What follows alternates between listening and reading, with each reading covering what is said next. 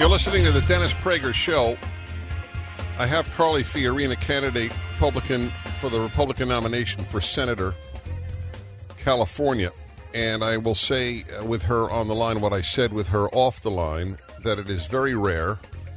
I'm not easily bedazzled. I was when I spent time with her after we both appeared on the Hannity show a number of weeks ago. There are three fine people running for the nomination. I think that she stands the best chance of beating Barbara Boxer, and I am proud to have you on the line. I would like my listeners to get to know you, and in any event, welcome to the Dennis Prager Show, Carly Fiorina. Well, thank you, Dennis, so much for having me on. I really appreciate it, as well as your kind words. Thank you so much.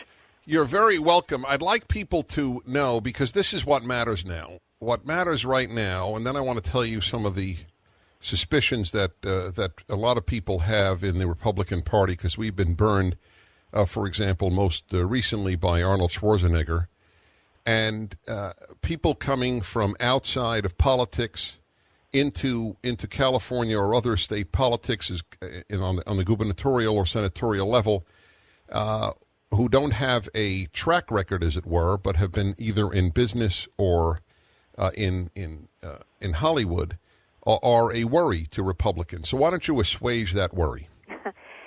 Well, first, of course, I can understand that in one way, because if someone has been in politics a long time, they have a voting record. On the other hand, I would say that professional politicians have become part of the problem. I think it's why our founding fathers intended ours to be a citizen government. It is what by, for, and of the people means. And in fact, for many, many years in our nation's history, the majority of our nation's history, we haven't had professional politicians. We've had people who come from the real world, because the lessons we learn in the real world matter. You know, we know from the real world that every dollar counts, that actions speak louder than words, that accountability and integrity matter. What people should know about me is that I have truly lived the American dream. I moved to California when I was 7. I worked my way through college. My first full-time job was as a receptionist. I typed, I filed, I answered the phone. Ultimately, I became the chief executive of Hewlett-Packard, and during my tenure there, I made some very tough decisions, which ultimately saved a company. So people know that I stick with my convictions.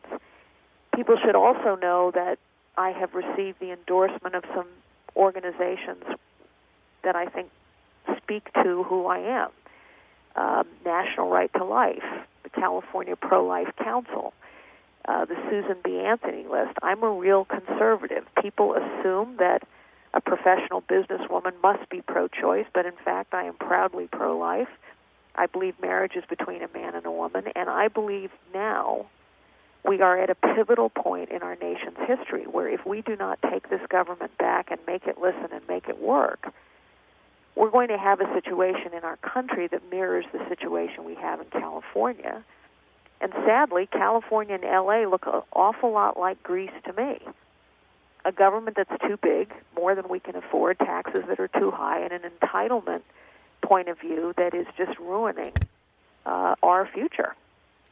Well, you said magic words to me. I mean, just citing Greece puts me in your corner, because it's really only a matter of degree, and not a big degree at that, the difference between California and Greece. We are now 50th. What did we rank 50th in? Was it rating, state rating, or what? Well, yeah, we're, depending on what measure you're looking at, we're either 48th, 49th, or 50th, the bottom being the bottom, you know? I mean, we're 48th in terms of the quality of our education. We're 49th in terms of the quality of our environment for job creation. We're 49th or 50th in terms of our tax policies. We're in bad shape.